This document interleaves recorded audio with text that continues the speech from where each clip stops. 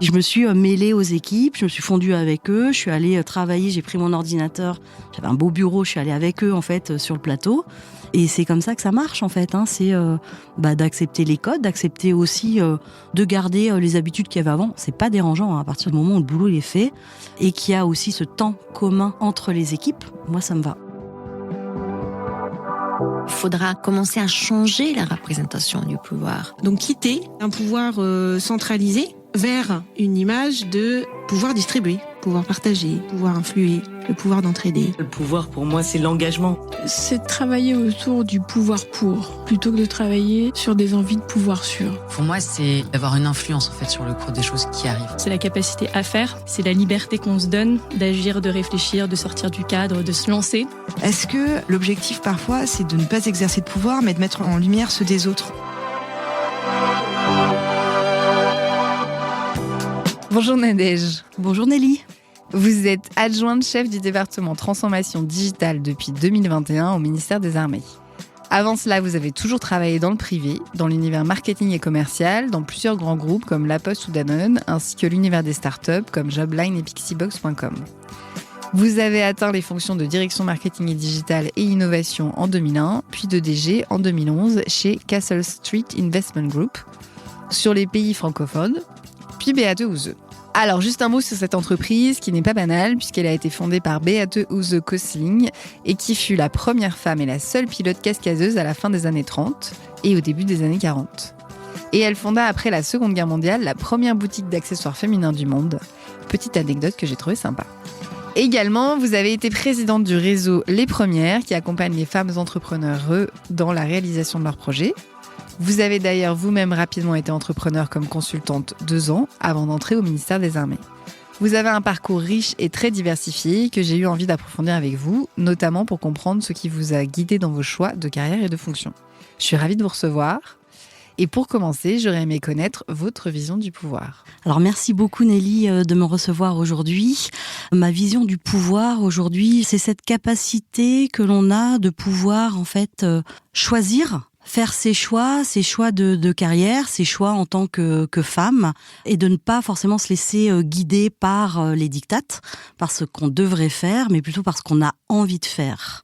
Donc c'est très important d'avoir des mentors, d'être bien entouré, de pouvoir partager et de faire des choix éclairés, voire des choix pas forcément, j'allais dire, recommandés ou simples, mais parce qu'on les a vraiment ancrés au fond de soi. Comme vous le disiez dans l'introduction, j'ai fait un parcours plutôt dans le privé, avec quand même presque 8 années dans le secteur public, au niveau de la Poste. Mais ensuite, suite à ces différentes années, j'ai eu envie d'avoir plus d'engagement dans mon travail et je voulais travailler au ministère des Armées. Donc à ce moment-là, on me disait, c'est compliqué de passer finalement du privé au ministère des Armées. On m'a dit, oulala, ça va être compliqué. Et puis finalement, j'ai choisi de le faire quand même. Donc j'ai fait une formation à l'IHEDN, l'Institut des hautes études de défense nationale en intelligence économique et stratégique.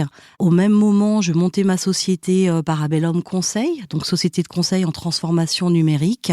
Et j'ai été contactée avec beaucoup d'égards de chance par quelqu'un que je connaissais, qui était au ministère des Armées et qui avait une mission justement de conseil en transformation numérique et marketing au sein du ministère des Armées. Alors, avant de rejoindre le ministère des Armées, vous avez été à votre compte, mais avant ça, vous étiez DG de 2 entreprises. Quand on est DG, on a quand même plutôt les mains libres. Évidemment qu'il y a des actionnaires, mais on a plutôt les mains libres sur la façon dont on veut organiser une entreprise. Dans un ministère, même si vous avez quand même une fonction aujourd'hui de direction, il y a beaucoup plus de hiérarchie, c'est beaucoup plus descendant. Comment ça se passe, cette transition ? Ah, ça c'est une bonne question. La transition. Déjà moi la transition, elle s'est faite via ma société de conseil, où finalement on continue à travailler pour un client. Donc on travaille toujours pour un client, qu'on soit directeur marketing ou directrice générale. Faut pas oublier qu'on travaille pour le client final. Donc on peut avoir des actionnaires qui eux ont des objectifs en fait de résultats, mais la personne qui compte c'est la clientèle final. On fait la même chose au ministère des Armées. Le client final, c'est là où le militaire. Donc on travaille pour les forces. Tout tourne autour de l'usager. Soit on va travailler donc pour les militaires, soit on va travailler également pour l'utilisateur final, que peut être par exemple la personne qui vient chercher de l'information pour le ministère des Armées. C'est ce qu'on fait quand on a refait la refonte du site défense.gouv.fr. L'objectif était de pouvoir répondre au client final, que sont les chercheurs, les jeunes qui viennent chercher un stage ou une première expérience au sein de la défense, les médias aussi, les journalistes, les entreprises partenaires. Donc tout est orienté utilisateur. Oui, en même temps, vous avez raison, finalement, c'est une bonne façon de le voir. C'est vrai qu'on oublie, mais en fait, c'est d'abord les clients, les utilisateurs. Quand on arrive à des fonctions de direction, DG ou CODIR, on devient de plus en plus décorrélé du terrain. C'est-à-dire finalement de plus proche des clients qui sont au plus près du terrain, notamment chez Beate Uhse, c'était des boutiques, donc en plus c'est des clients qui rentrent en boutique. Comment est-ce que vous avez fait pour réussir à garder finalement ce lien, ou peut-être que vous l'avez perdu, je ne sais pas, mais comment on fait pour réussir à garder quand même une proximité terrain? Alors il y a deux choses. Chez Beate Uhse, effectivement, il y avait des boutiques, mais peu en France, c'était plutôt en Allemagne, et la majeure partie du chiffre d'affaires était faite en ligne. En revanche, il faut aller sur le terrain et aller voir justement les boutiques, voir ce qui se passe, comment elles sont achalandées. Donc là, c'est vraiment du merchandising, voir comment se comportent les clients, comment sont les vendeurs également, et comment on les accompagne dans leur choix. C'est différent d'un supermarché où là le client vient et passe dans les rayons. Il y a une notion, quand on vend par exemple de la lingerie, de faire du conseil. Donc ce sont tous ces plus en fait qu'on va pouvoir apporter à la clientèle, et de recueillir aussi leurs avis, leurs impressions, ce qui leur plaît, ce qu'on pourrait améliorer. Donc que ce soit en ligne ou en boutique, c'est presque la même chose. Oui, c'est sûr. Après, c'est vrai que les clients, vous les voyez moins quand ils sont en boutique. Tout à fait. En ligne, vous les voyez pas du tout, mais vous avez les mêmes retours que tout le monde. J'ai envie de dire, c'est les commentaires qui vont laisser, ou les emails qui vont rester. Oui. En boutique, vous, à un certain niveau, vous les voyez plus. C'est les vendeurs et vendeuses qui les voient. Tout à fait. Au quotidien. Du coup, c'est vrai qu'il faut qu'il y ait le bon niveau de remontée d'information pour que ça arrive jusqu'à vous. Et donc, qu'il y ait le bon niveau aussi de confiance des équipes sur le terrain. Comment ça se passe pour vous, la confiance pour les équipes? Pour moi, c'est primordial en fait de travailler en confiance, en transparence, de donner en fait toutes les informations qu'on peut avoir pour donner les bonnes directions. Quand on travaille en fait pour des actionnaires, on l'a dit tout à l'heure, effectivement, il y a cette épée de Damoclès avec le chiffre d'affaires. Il est important en fait que tous les salariés ou même les agents se sentent en fait concernés par la stratégie du groupe, par la ligne directrice, et que chacun contribue. Et quand on a des résultats, c'est de les partager aussi pour que chaque personne se sente concernée par les résultats et qu'on rétribue aussi en fonction des résultats. Donc c'est important d'avoir aussi, dans la rémunération, une partie relative aux résultats, que chacun se sente concerné. Si tout le monde gagne, les salariés gagnent aussi. Vous aviez une rétribution collective indexée sur le chiffre d'affaires? Alors sur le chiffre d'affaires, mais également sur les résultats individuels qui sont là plutôt quali. Quand vous dites quali, c'est des soft skills ou c'est des choses bien tangibles, comme on l'entend? Alors, il y a les soft skills. C'est important dans une entreprise d'avoir la bonne attitude, même si on peut se dire que parfois on a des tempéraments plus forts, plus marqués, etc. Le tout, c'est de pouvoir s'en rendre compte et de corriger au moment où il faut corriger. Les soft skills, c'est important d'être un leader et d'être un leader charismatique, de montrer l'exemple. Ce qui n'empêche, parfois, il faut être sévère mais juste. Ça fait partie aussi des softs et des qualités. Non, je vous pose la question parce que c'est vrai que moi j'ai vu certaines entreprises où ils axaient les rémunérations sur les hard skills et le soft skill. Et c'est vrai que le soft skill, ça peut être vite tendancieux de dire pourquoi moi pas mon voisin. C'est plus compliqué à évaluer. En fait, il y a beaucoup plus de relatif. Donc je ne sais pas si vous aviez quelque chose de magique pour réussir. Alors il n'y a pas quelque chose de magique. Pour moi justement, c'est presque plus facile d'aller sur les soft skills parce que c'est personnel. Donc quand on travaille avec bienveillance, on trouve toujours en fait les qualités chez les gens. Et s'il y a des points d'amélioration, charge à l'équipe, au management et à la société d'aider sur ces points d'amélioration. C'est important d'avoir dit la société, c'est-à-dire que c'est le management, mais c'est aussi les gens autour en fait. Tout à fait. Parce que très souvent ça repose exclusivement sur le manager et on attend qu'il dise quelque chose, mais en vrai c'est toute la société qui doit s'y mettre sur ce genre de choses. C'est pas évident pour autant. C'est collectif, exactement. Vous avez changé beaucoup d'entreprises. entreprise, approximativement tous les 3-4 ans, je dirais. Mais Oui. peut-être pas, c'est ça. Ce qui est un cycle normal dans une entreprise. Avec des entreprises très très différentes. Vous êtes allé dans des très grands groupes. Alors, La Poste qui est un très gros groupe, Danone c'était au tout début qui est un très gros groupe, et après des petites en plus start-up. Donc des cultures complètement différentes. Qu'est-ce qui vous a amené à choisir une entreprise plus qu'une autre, et qu'est-ce que vous verriez comme différence d'une entreprise à l'autre? Qu'est-ce qui vous a plu et moins plu en fait par rapport aux cultures d'entreprise? La première entreprise, Danone, suite à mes études, c'était vraiment une volonté d'aller dans un groupe français pour apprendre des méthodes de vente, de marketing, et j'avais besoin d'aller en fait avec du produit. Il me fallait du concret. Donc je suis allée me frotter à cette magnifique école professionnelle, que ce soit de vente ou de marketing chez Danone, en passant par le terrain, avec tout ce qu'on peut connaître du métier, j'allais dire de chef de secteur, réveillé à 4h du matin ou couché à 5h du matin après avoir fait des implantations de nuit. Je pense que ça nous montre aussi notre capacité de travail, la force qu'on peut avoir en soi. On est toujours formé, accompagné pour être meilleur, donc c'est une très très belle continuité après une école. On n'est pas lâché dans la nature. Alors techniquement, on est lâché puisqu'on nous fait confiance, on nous donne un secteur, on nous donne un chiffre d'affaires, on nous donne les budgets, à nous de gérer. Donc il y a finalement cette autonomie. On est seul mais pas abandonné. Alors, on est seul, mais accompagné, toujours formé, toujours les managers à proximité au cas où, et ça a été une très très belle école. Ensuite, il y avait cet appel, parce que bon, ça date quand même de 96 à 99, cet appel un peu du web, parce que je voyais ce qui se passait aux États-Unis, et je me disais, il y a quelque chose finalement à faire là-dedans. Alors, pour les plus jeunes, Google est apparu en 98. Je dis, allez-y. Oui, alors en 98, il fallait en plus être coopté pour avoir en fait son adresse Gmail. Il fallait connaître quelqu'un qui travaillait chez Google. C'est comme ça que j'ai eu mon adresse Gmail. Il fallait en fait être coopté, avoir une invitation pour avoir une adresse Gmail. Alors je précise, le moteur de recherche Google est apparu en 98, mais les emails Google, je pense que ça date des années 2000 en effet. Voilà. Donc juste pour remettre le contexte de 99. Et donc vous vous êtes dit, le web c'est l'avenir, je vais aller voir ce qui se passe. Voilà, donc je vais aller voir ce qui se passe. Et puis la vie est faite de heureux hasards. J'ai vu une annonce, je crois qu'à l'époque c'était Cadre Emploi ou Monster, sur une société qui cherchait en fait des gens, mais avec un profil, alors si possible, qui connaissaient déjà un peu le net, mais avec des gens avec une capacité de travail, des méthodes de vente, etc. Et puis c'était Jobline. Donc j'ai postulé, et il s'avère que le directeur commercial était un ancien Danone. Quand je l'ai rencontré, il m'a dit voilà, tu connais pas grand-chose au web pour l'instant, mais je connais ta capacité de travail. Je sais que tu as de la méthode. Donc banco. Trop bien. Okay. Oui, trop bien. Non, mais c'est sympa comme façon de recruter sur le potentiel finalement. Exactement. Ouais. Oui. Ok. Et donc ça s'est bien passé du coup. Et donc ça s'est bien passé. On a été racheté. Donc Jobline, c'était un job board qui était fournisseur, j'allais dire, d'une base de données qui allait agréger à la fois avec des clients directs et des clients indirects des petites annonces. En revanche, ça a été la première plus grosse CV Tech de France, puisqu'on était monté à 1 million de CV, et donc on a été racheté rapidement par Monster.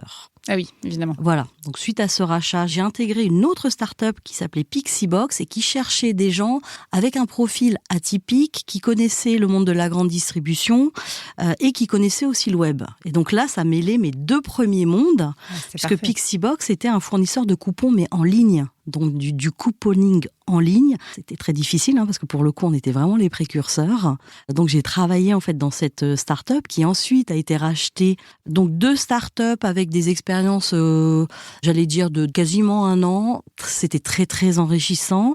Mais au final, je me disais, j'aimerais bien un petit peu plus de stabilité et pouvoir continuer finalement dans le marketing digital et d'asseoir ce que j'ai fait, d'aller dans un plus grand groupe. Et j'ai trouvé, encore une fois, en ligne, une annonce pour La Poste, où on cherchait des personnes qui pouvaient apporter leur expérience de marketing digital, ce qui me paraissait un peu étonnant pour La Poste. Donc je suis allée faire l'entretien en me posant des questions. C'était le début, je pense, de La Poste vers le digital, non ? C'est un changement culturel, non, à La Tout Poste, à fait, c'était le tout début de laposte.net. Oui, c'est ça. Donc vous êtes restée 8 ans chez La Poste, c'est ça ? Et vous êtes arrivée à des fonctions de direction, parce que vous étiez directrice marketing digital et innovation, si je ne me trompe pas. Tout à fait. Comment ça s'est passé, cette évolution ? J'allais dire naturellement en fait via le management, via les projets aussi, et puis parce qu'on était des petites équipes. Donc au départ, je pense parce que c'était dans les années fin 2000, début 2001, le digital était un peu le mal nécessaire. On savait pas trop quoi faire de nous, mais on avait besoin quand même d'aller, quand je dis on, La Poste à l'époque, sur le digital. On a démarré avec donc le lancement du webmail laposte.net pour offrir à chaque Français une adresse pérenne et gratuite avec prénom.nom @laposte.net pour que les Français puissent l'utiliser en fait dans leur démarche administrative, leur recherche d'emploi, etc. C'était les emails aussi à l'époque. Voilà, c'était l'email @laposte.net. Donc c'était le démarrage. Alors au départ, on a commencé à fêter le 500 millième, le millionième, le 2 millionième. Après, on a arrêté, mais on était monté jusqu'à 10 millions. Donc on avait vraiment en fait des facteurs de succès. Donc il fallait en fait développer, ce qui amène à développer les projets et développer les équipes. Alors, moi, j'ai été diplômée en 2008, je suis sortie du bac en 2003, donc j'ai vu l'ascension du digital, mais je me rends pas compte, le digital aujourd'hui est quand même beaucoup trusté par les hommes. Il y a quelques femmes, on le voit notamment dans les startups, il n'y en a pas tant que ça. Comment ça se passait au début des années 2000 ? Est-ce que c'était à peu près moitié ? Est-ce qu'il y avait plus d'hommes que de femmes sur le sujet ? Parce que, en fait, comme c'était précurseur et qu'il n'y avait pas forcément grand monde. Au sein des équipes de La Poste et de laposte.net sur le digital, j'allais dire, on était quand même pas mal de femmes. Enfin, dans les startups aussi. Je pense que le virage, c'est peut-être, comme c'était le démarrage, peut-être que c'était beaucoup plus open sur les profils et donc les femmes peut-être postulaient plus facilement. En tout cas, on pouvait tenter. C'est vrai qu'aujourd'hui, sur les métiers du digital et du numérique, on se rend compte qu'il y a quand même moins de femmes, d'où le fait d'avoir des assos de type Femmes Numérique pour développer en fait les filières du numérique. Au ministère des Armées, on a les jeunes filles et le numérique pour les inciter, pour présenter en fait aux collégiennes et lycéennes tous les métiers du numérique et leur dire que c'est accessible, que c'est pas réservé aux garçons. Donc il y a un changement culturel qui s'opère et qui doit s'opérer, qui est très important aujourd'hui en France, pour que dans les écoles, dans les lycées, on accompagne en fait les jeunes femmes et qu'on leur dise vous pouvez tout faire. Vous pouvez aller dans le numérique, c'est pas réservé aux garçons et c'est pas réservé à ceux qu'on fait des écoles d'ingénieurs. Les métiers du numérique, c'est très très large et c'est ouvert à toutes. Donc c'est important de marteler en fait ce message et que les jeunes femmes prennent confiance en elles et se disent je peux tout faire. Non mais c'est intéressant parce que moi ça me questionne parce que quand on voit les débuts du numérique, quand je dis les débuts, c'est les codes du GPS, le code de même la NASA, c'était toujours des femmes en fait. C'était des femmes mais non reconnues finalement. Alors non reconnues parce que c'est devenu connu, elles ont été supprimées, puis surtout les femmes avaient tendance à bosser pour l'entreprise, pour la société qui a repris le sujet, mais en fait et aujourd'hui on le sait, alors j'ai plus les noms malheureusement, je les connaissais là, je les ai oubliés mais je les remettrai dans le descriptif, mais la première femme qui a inventé le code c'était une femme, le GPS c'était une femme, l'internet ça je sais plus, ça j'ai un doute, mais du coup dans le monde du numérique on voit à l'origine c'était des femmes et souvent des mathématiciennes, d'ailleurs il ne devait pas y en avoir beaucoup mais en tout cas c'est elles qui ont inventé. Et du coup ce que je vois là dans ce que vous me dites c'est qu'on retombe sur la même logique, c'est-à-dire qu'au début du digital il y avait des femmes qui se sont tentées, qui se sont laissées engager dans l'expérience et là on le voit aujourd'hui plus du tout quoi. Alors plus du tout, si, il y en a quand même. Mais culturellement parlant, en tout cas, c'est pas devenu un métier de femme, quoi. Alors on peut pas dire effectivement que ce soit encore un métier très féminin. Oui. Ça c'est sûr, c'est pour ça qu'il est vraiment très très important d'accompagner les jeunes sur le sujet, d'accompagner aussi les femmes qui veulent faire des formations, des reconversions. Il n'y a pas d'âge pour aller dans le numérique, mais il y a aussi cet accompagnement des RH. Aussi, je pense que c'est important de pas avoir de stéréotypes dans le recrutement, de gérer à même niveau un homme, une femme sur un métier technique, de regarder vraiment les compétences et la capacité à évoluer également. C'est sûr. Mais ce qu'on voit aussi, c'est un des rares métiers finalement qui était au début féminin et parce que quand on regarde aussi les salaires et les rémunérations dont on parlait tout à l'heure, les métiers dits féminins sont les moins payés. RH, communication, etc. Oui. Infirmière versus médecin, enfin peu importe. Digital, on peut pas dire que ce soit le moins payé en tout cas. Après, quand il s'associe au marketing, peut-être pas, parce que le marketing reste un métier de femme, aujourd'hui encore. Mais c'est intéressant de voir que ça a été de plus en plus d'hommes. Et du coup, par rapport au RH, oui, en effet, il faut voir les mêmes compétences. Il faut regarder aussi les demandes que font les personnes en face selon les salaires qu'elles ont. Parce que le salaire joue. Une femme qui demandera moins de salaire sera moins considérée aussi pour un poste. Oui, d'où aussi, quand on parlait tout à l'heure du réseau Les Premières avec l'entrepreneuriat féminin, de développer, d'accompagner sur les soft skills pour que les femmes demandent des salaires équivalents à ceux des hommes, se disent j'ai une valeur, je ne vais pas me déprécier, il y a un poste de directrice, je peux aller dessus alors que je me vois peut-être responsable. Non, c'est d'oser. C'est d'oser le faire, de prendre conscience en fait de ses qualités et de ne pas hésiter finalement à demander et à postuler. Vous étiez directrice marketing digital innovation de La Poste et après vous êtes devenue DG chez Cassel Investment Group, c'est ça ? Comment ça s'est passé ce changement de casquette en plus d'une entreprise à une autre ? Comment vous êtes allée vers ce poste-là ? Quand on prend le rôle de DG, il y a quand même le côté responsabilité qui est différent, j'allais dire, de La Poste, c'est le mandat social. Quand on est responsable des salariés, on est responsable des finances. Et la première fois que j'ai signé les comptes avec un CAC, j'ai dû m'y reprendre à 2 fois, à 2 reprises, parce que j'avais du mal à signer, parce qu'il m'avait relu avant les textes de loi et ça m'avait mis un peu la pression. Non mais c'est bien. Comment est-ce que vous avez accédé à ce poste-là ? Vous avez postulé, chasseur de tête ? Comment ça s'est passé ? Je suis passée par une connaissance. Je savais qu'il y avait un poste en fait à pourvoir et j'ai été reçue directement par le président. Et puis ça s'est fait, je pense, lui beaucoup sur le feeling. À l'époque, c'était Vincent Hutin qui est aujourd'hui le président de Platzart. Et je pense que lui, il était quelqu'un de très spontané. Donc c'est ça fit ou ça fit pas. Et comment vous vous êtes projeté ? Moi, ce qui me fascine, et ça devrait pas, mais non, je le dis, c'est stéréotypé clairement. Mais vous étiez directrice marketing digital et innovation, et vous vous êtes dit, tiens, j'ai postulé un poste de DG, en plus dans la finance. Enfin, je veux dire, rien à voir avec La Poste, pour le coup. Rien à voir avec ce que vous avez fait par ailleurs. C'était pas dans la finance. C'est Castle Street Investment, c'est en fait la société, c'est l'actionnaire. Okay. Je travaillais en fait dans une société de services, qui vendait des services en fait sur Internet. Je suis arrivée en prenant d'abord, j'allais dire, à temps partagé, une mission plutôt marketing, puisque je venais d'accoucher. D'accord. Donc j'étais pas forcément dispo quand j'ai rencontré Vincent Hutin. Donc je lui ai dit moi je prends quelques jours par semaine et puis ensuite on verra ce que ça donne. Et ensuite ça a donné quelque chose de bien. Entre-temps, il y a eu un changement de président, c'était devenu Jean-Christophe Defline et Jean-Christophe Defline m'a positionné en tant que DG. C'était inattendu. Ah, donc vous n'avez pas postulé pour le poste de DG. C'était pas DG en tant que tel. Non, vous avez non. Et c'était inattendu parce que dans ma tête, DG, waouh. Waouh! Et quand je me suis retrouvée dans le grand cabinet d'avocats chez Bercé pour signer ce mandat, waouh! Alors j'ai pas pu faire de photos parce que j'aurais été trop contente, mais ouais, c'était quand même quelque chose. Et c'est grâce à Jean-Christophe Defline que je suis arrivée là. Donc c'est un homme qui m'a porté sans trop me préparer quand même. Mais pour lui, c'était évident. Vous avez dit oui tout de suite ? Ah bah oui. Je sais pas, vous auriez pu prendre le coup de réfléchir parfois quand c'est stressant ? Non, ok. Non, c'était une belle opportunité. Vous avez raison. Ouais.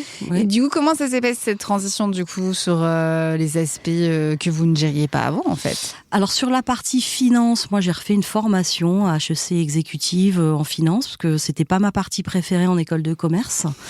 C'est vrai que la finance quand c'est pas concret, quand c'est pas concret, c'est un petit peu difficile. D'où mon premier choix chez Danone. Donc là, j'ai fait une formation. Donc j'ai travaillé, j'ai dû bûcher.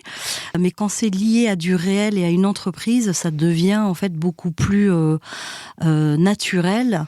Et comme c'est nécessaire, on a besoin en fait de comprendre tous les rouages et de la comptabilité de base, mais de la finance d'entreprise. J'ai embauché aussi un DAF. Et il n'y en avait pas ? Alors si, il était en conseil aussi avant. Donc là, il est venu dans l'entreprise et m'a beaucoup accompagné.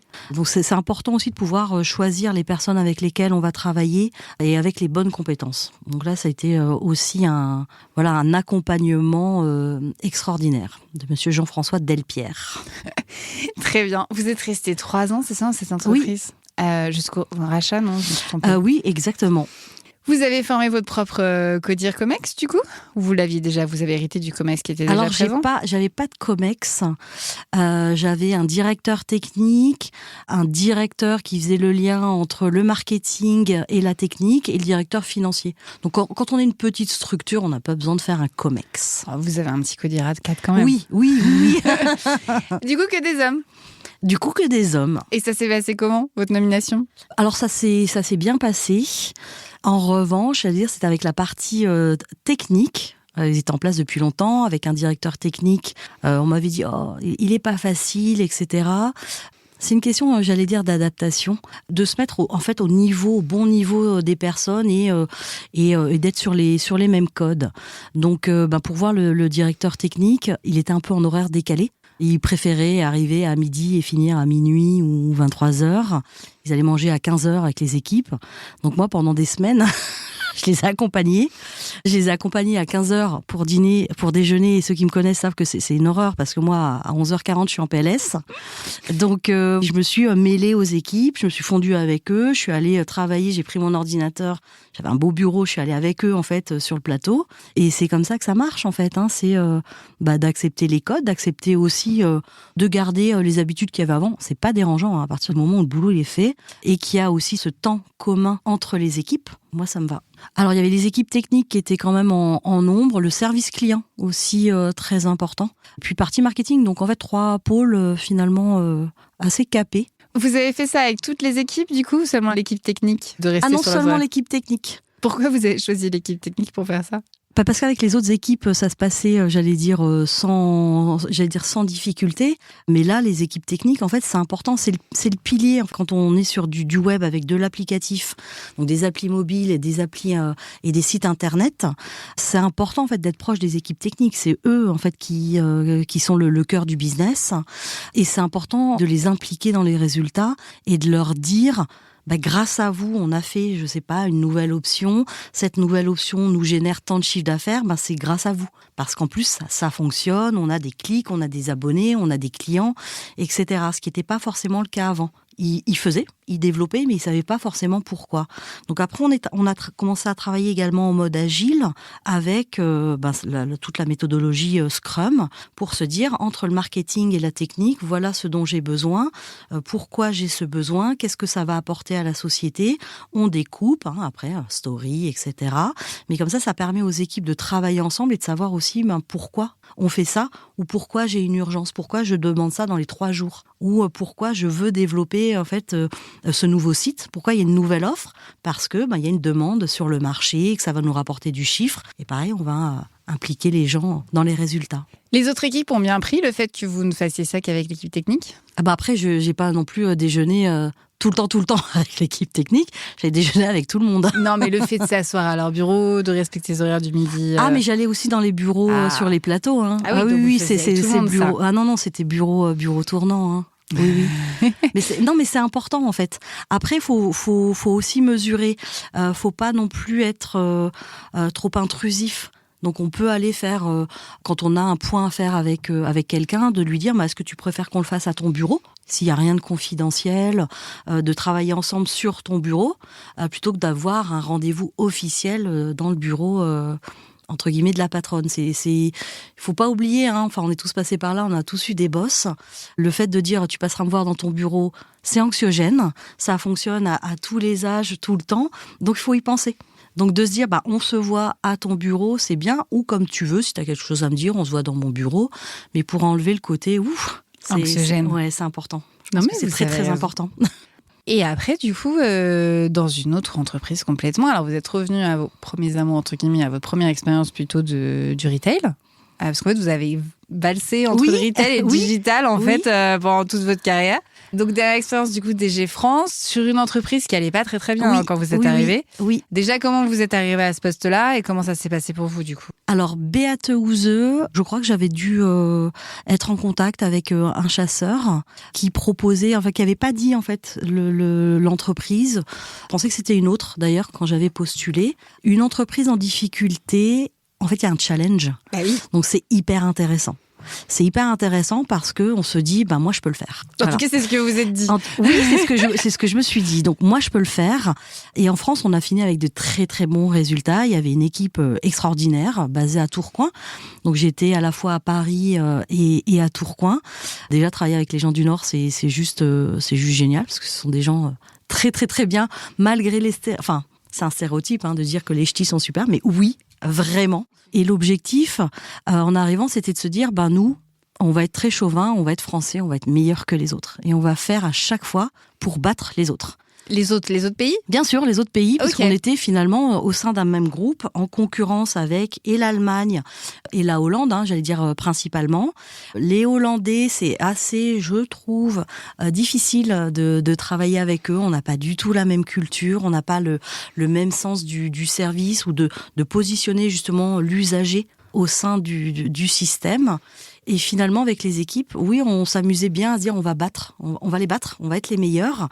Parce que une fois qu'on est les meilleurs, finalement, au niveau de nos actionnaires et de nos patrons, ils nous disent c'est presque injuste, je sais pas, mais voilà, si la France est la meilleure, la France aura tous les budgets.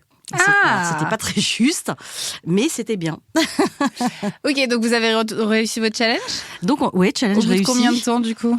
J'allais dire quelques mois, parce que il fallait, juste laisser la main finalement aux Français. On a une culture qui est différente quand on est, sur de la lingerie féminine. On va pas la vendre de la même manière qu'en Hollande ou qu'en Allemagne. C'est sûr. Donc on peut pas avoir finalement des pays qui se substituent au marketing français parce qu'on n'a pas les mêmes approches culturelles. Mais alors, vous avez remplacé un DG France ou ils ont créé le poste de DG France quand vous êtes arrivé ? Alors, il y avait une DG avant qui était partie et je crois que la France était restée sans direction générale avec un rattachement direct pendant quelques temps. Ah oui, donc du coup, c'était évidemment la culture allemande qui s'imposait en France. Allemande et hollandaise. Alors, pour l'engagement des équipes, donc on dit qu'on va être les meilleurs. C'est vrai que ça marche plutôt pas mal pour les Français chauvins. Oui. D'un point de vue que skilling quand même, parce que quand une entreprise va mal, en général, on revoit les finances. Alors, quand une entreprise va mal, on revoit les finances, on revoit malheureusement aussi les effectifs. Donc, à un moment, il faut rationaliser. Ça, c'est le côté moins rigolo du DG. Moi, j'ai fait 2 fois de la rationalisation en entreprise. Et puis ensuite, c'est de faire du merchandising, le bon produit au bon moment, en quantité suffisante, au bon prix, etc. C'est de remettre tout ça en place avec tous les canaux utilisables en marketing et toutes les actions et les leviers marketing qui vont en regardant les marges. Parce que comment ça se passe du coup ? Parce que l'engagement des équipes, ok, mais en même temps, réduire les effectifs, c'est un double message en général. Pour les équipes, c'est un peu compliqué. Comment vous avez accompagné ça et comment vous avez géré ça ? Du fait de devoir rationaliser. Ça, les gens comprennent que malheureusement, en fait, par moment, on est obligé, en fait, de couper dans les effectifs pour la santé financière globale de l'entreprise et pour maintenir la majorité des emplois. Donc, ça passe par des sacrifices. Une rationalisation, ce sont des sacrifices. Donc, on est obligé de regarder soit les derniers arrivés, soit les gens qui étaient en freelance. On va arrêter, en fait, quelques temps. Et l'objectif, c'est de pouvoir les reprendre, soit après, alors avec des créations de postes à nouveau, soit en freelance, ou de les accompagner après dans une nouvelle démarche d'emploi pour trouver quelque chose. Alors, les freelances, c'est facile entre guillemets. C'est-à-dire que les freelances, les gens, ils jouent le jeu, ils savent que c'est le jeu du freelance. Les derniers arrivés, c'est les périodes d'essai en général qui sont coupées. Exactement. Après, on a aussi les pré-retraites, si jamais. Là, on n'en avait pas. Mais après, c'est vrai que c'est plus quand vous touchez au noyau dur de personnes qui sont là depuis un moment où ça devient un peu plus compliqué, même si on n'aime pas laisser partir les personnes qui sont en période d'essai, évidemment. Mais voilà. Et très souvent, quand on touche à ce noyau dur-là, c'est là où ça devient compliqué parce que souvent, c'est les bons qui s'en vont et vous restez avec les gens pas forcément compétents ou alors c'est compliqué de... Voilà. Comment est-ce que vous avez géré vous êtes arrivé à ce noyau dur-là, comment vous avez géré ? Moi, j'ai eu la chance d'avoir en fait les gens qui restaient qui étaient à la fois les gens historiques et compétents. Ok. Donc, j'ai pas eu ce souci. En revanche, quand j'ai dû faire un plan social, l'accompagner, là, j'ai accompagné les personnes individuellement qui le souhaitaient. J'ai été référente pour les prises de contact, pour les sociétés qui sollicitaient en fait des prises de référence. Voilà, c'est de l'accompagnement, mais c'est très difficile de devoir en fait se séparer de collaborateurs, surtout quand on les a recrutés. Moi, ça m'est arrivé. Donc ouais, ça c'est quelque chose de difficile. Et vous vous mettez garante référente du coup ? Oui, D'accord. Même pour les personnes qui n'étaient pas forcément compétentes, parce qu'il y en a dans les entreprises. Enfin, je veux dire, il faut... Alors les gens qui sont pas forcément compétents ne vous demandent pas d'être référents parce qu'ils le savent. Très bien. Alors, vous dites que vous êtes arrivé premier en quelques mois, mais est-ce que vous avez maintenu ça sur les 3 ans, du coup, 3-4 ans, je crois? Alors sur les 3-4 ans, la France était un très très bon pays sur le marché. J'avoue que effectivement on a dû renflouer ensuite les caisses au niveau Allemagne, Pays-Bas, et que seule la France de toute façon ne pouvait pas tirer vers le haut l'ensemble du groupe.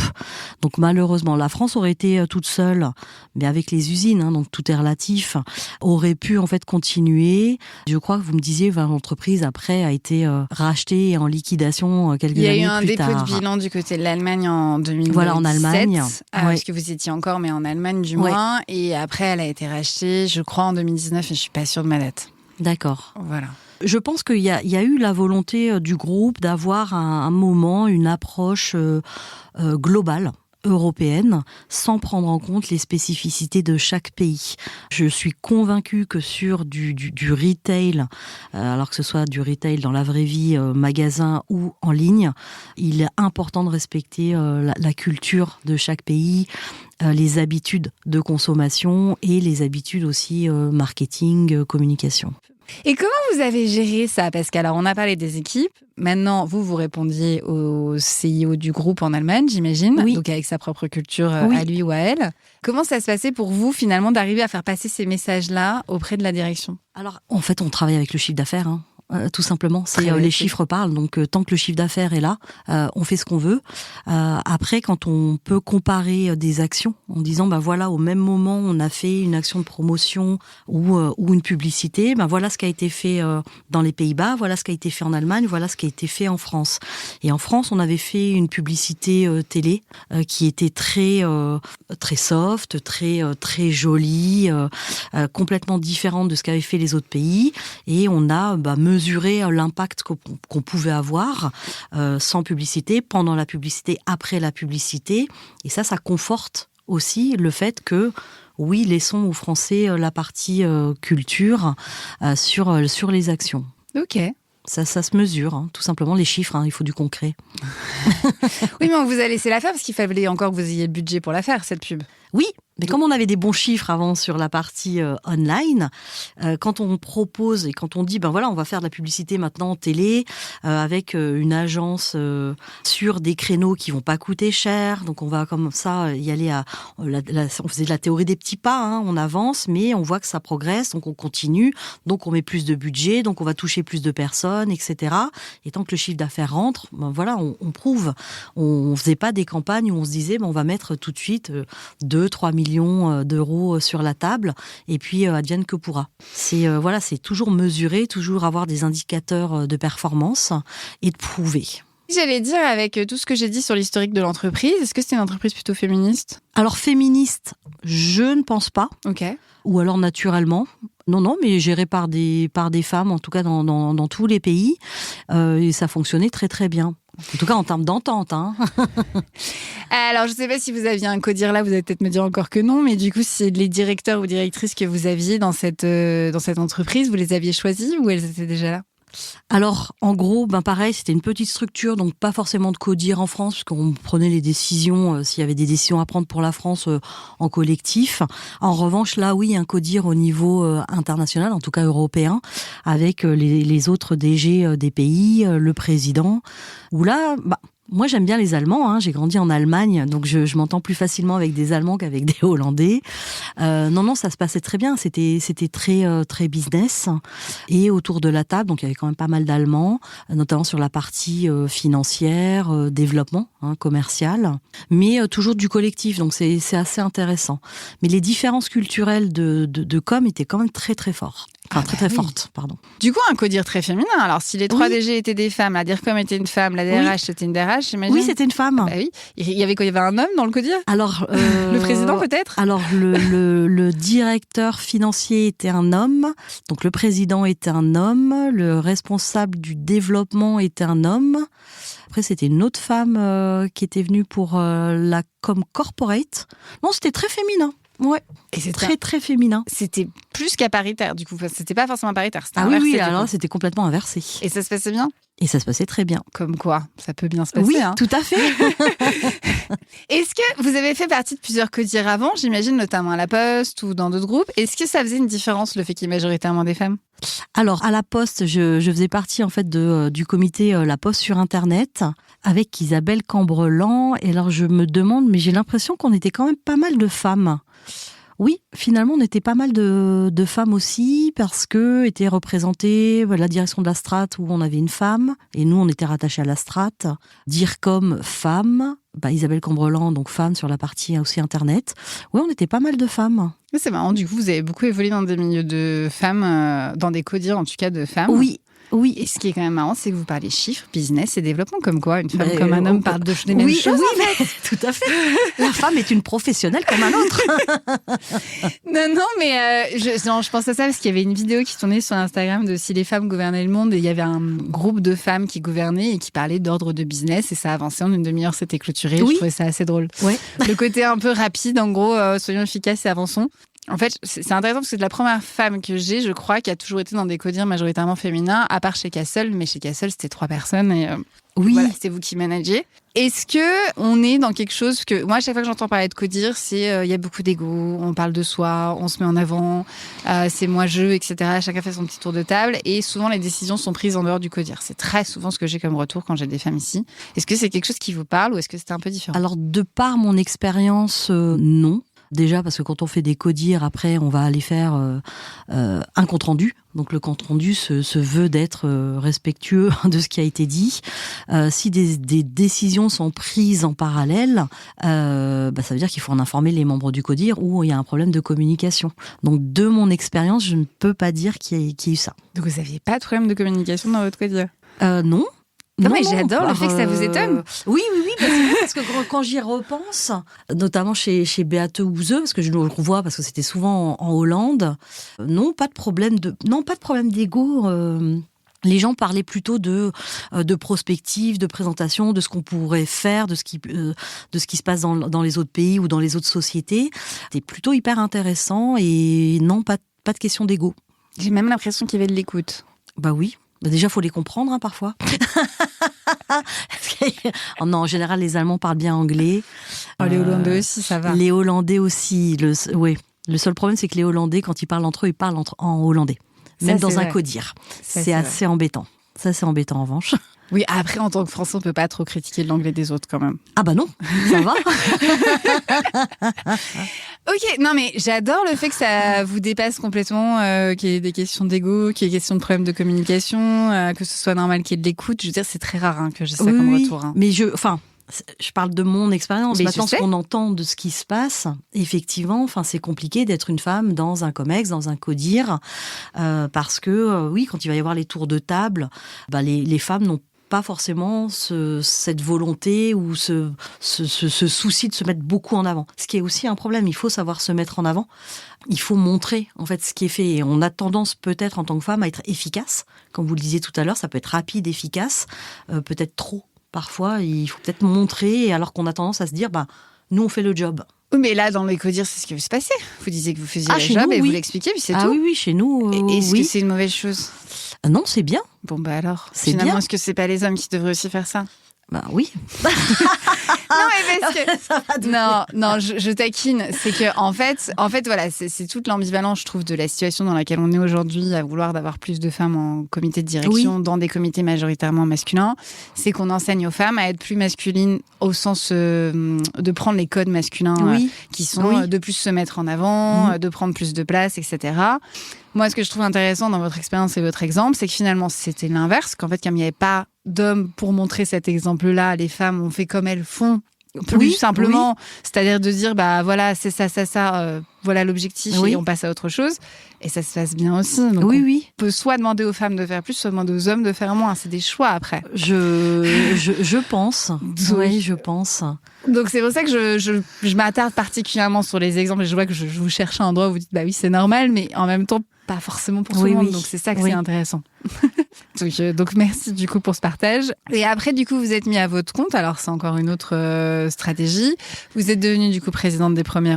Et vous êtes entré dans le monde du ministère des Armées. Alors, le ministère des Armées, c'est une culture très spécifique. Oui. Moi, j'ai travaillé pour beaucoup de ministères. Ce que j'aime, j'avoue, dans le ministère des Armées, et moi qui ai travaillé beaucoup dans la transformation, c'est qu'il y a naturellement une culture de transformation, ce qu'on ne penserait pas pour les armées. Oui, complètement. Et en fait, si, pour deux raisons. La première, c'est que quand il y a une urgence, c'est une urgence de mort. C'est-à-dire qu'il y a une réalité de la mort, en fait, dans l'armée qu'on n'a pas dans les autres entreprises. Quand on dit qu'il y a le feu dans l'armée, il y a le feu, en fait, littéralement. Oui. Il y a un rapport au feu qui est très important. Et donc, du coup, le rapport d'urgence est vachement priorisé par rapport à d'autres structures. Et la deuxième raison aussi avec l'armée, qui est évidemment la loyauté qui est très forte. Oui. Mais ce que je trouve aussi très intéressant, c'est justement... Il y a une culture de la transformation qui est très forte, une culture de la bienveillance qui est très forte, parce que tout le monde doit se soutenir les uns les autres. Et après, on adhère, on n'adhère pas. Vous avez adhéré, j'ai l'impression, puisque ça vous convient. Est-ce que vous avez retrouvé finalement des valeurs que vous aviez mis en place dans d'autres entreprises ? Alors, ce qu'on a mis en place avec donc la chef du département transformation digitale, Ilham Guggenheim, c'est, comme elle vient du privé aussi, c'est cette notion de bienveillance dans les équipes et de recruter des gens qui ne se ressemblent pas forcément, mais qui vont s'entendre.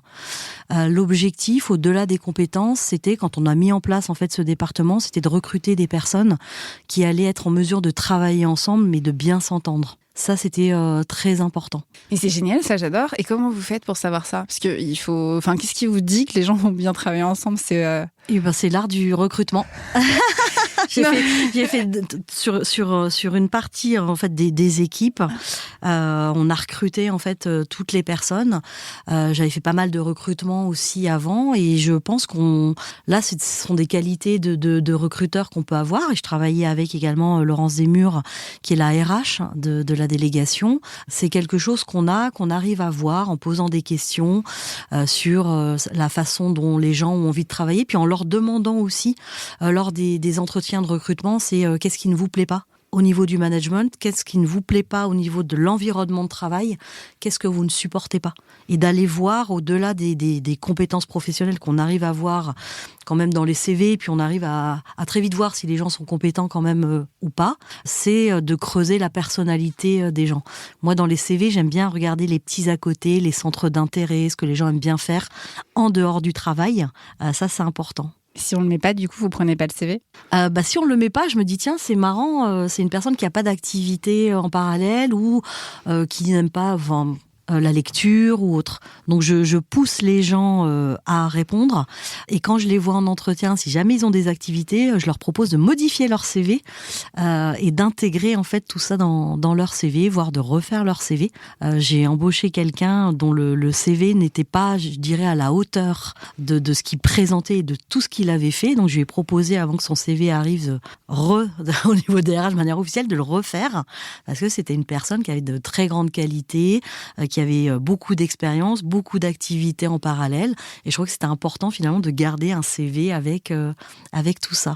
Qu'est-ce qui fait que vous prenez les CV alors, du coup, si vous les faites refaire après ? Pourquoi vous avez choisi cette personne, par exemple ? Je pense que quand on fait beaucoup de recrutement, on sait lire quand même les CV, ce qui n'empêche d'aller sur les réseaux, d'aller voir sur LinkedIn, parce que parfois c'est un petit peu plus riche. Et puis on a toujours aussi une lettre de motivation qui va avec, donc on voit ce que les personnes vont mettre en avant. À contrario, j'avais recruté aussi quelqu'un dont la lettre de motivation était très simple, avec des bullet points, avec voilà ce que je sais faire, voilà ce que je peux apporter. Il avait un très très beau CV. Je me suis dit, bon, simple et efficace, voyons-le. Et puis il a été parfait. Donc je lui avais dit, bon, quand même, tu t'es pas cassé la nanette pour la lettre, mais finalement c'était original. Donc c'est soit l'un soit l'autre. Faut qu'il y ait au moins un des deux qui aille. C'est soit l'un soit l'autre. En fait, ça dépend des personnes. On reçoit des CV qui sont parfois complètement à côté, et quand le CV, même s'il est pas bien fait, on arrive à lire, on se dit c'est pas mal. Moi, je regarde tous les CV que je reçois. Donc je veux pas passer justement à côté d'une pépite parce que le CV, je sais pas, il est pas bien fait ou autre. Faut aller creuser, et quand on fait du recrutement, faut quand même se donner la peine de regarder ce que les gens envoient, et ensuite de rencontrer les gens.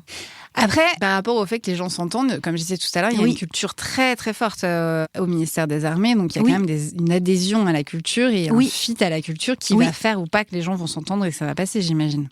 Alors nous, on n'est pas militaire, on est là pour la la plupart civils de la défense. En revanche, on travaille pour le ministère des Armées dans un environnement militaire. La différence, c'est que nous, on manage les gens. On n'a pas cette notion de commandement. On ne donne pas des ordres. Mais il est important que les gens sachent travailler avec des militaires qui, eux, peuvent donner des ordres. Et puis, de toute façon, nous, on reçoit finalement des ordres du cabinet du ministre. C'est quelque chose, oui, qu'il faut comprendre, parce qu'on peut très bien travailler un jour sur un projet qui va être arrêté sur ordre, quel que soit le mobile ou la cause, budgétaire ou autre, et c'est d'arrêter un projet du jour au lendemain. Ça, c'est difficile pour les équipes, puisqu'elles mettent beaucoup d'empathie dans le projet qu'elles font. Mais il faut expliquer aux équipes que, c'est un ordre, on tourne la page et on continue sur le reste.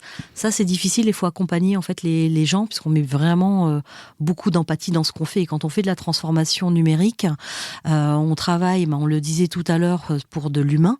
Il y a un utilisateur à la fin et on se dit, ah mince, je suis en train de les laisser tomber sur ce projet-là. Mais parfois, on arrête pour recommencer après ou pour recommencer différemment, ou parfois, on arrête définitivement. Oui, c'est le jeu de travailler pour des ministères, puis j'imagine que ces derniers temps, ça a été à l'appel, donc du coup, oui, c'est le jeu des changements qui vont avec. Oui, en fonction du budget, faut pas oublier qu'on travaille avec de l'argent public, donc il faut faire attention à ce qu'on fait. Ça me fait plaisir que vous n'oubliez pas. Non, c'est important. C'est important, oui, mais on c'est l'a en important de le tête, dire. bien sûr. Je vais vous poser ma dernière question. Qui est, selon vous, qu'est-ce qu'il faudrait faire évoluer au sein de la société et ou des organisations pour arriver à une égalité de pouvoir ? Alors, une égalité de pouvoir et ou une égalité professionnelle et économique.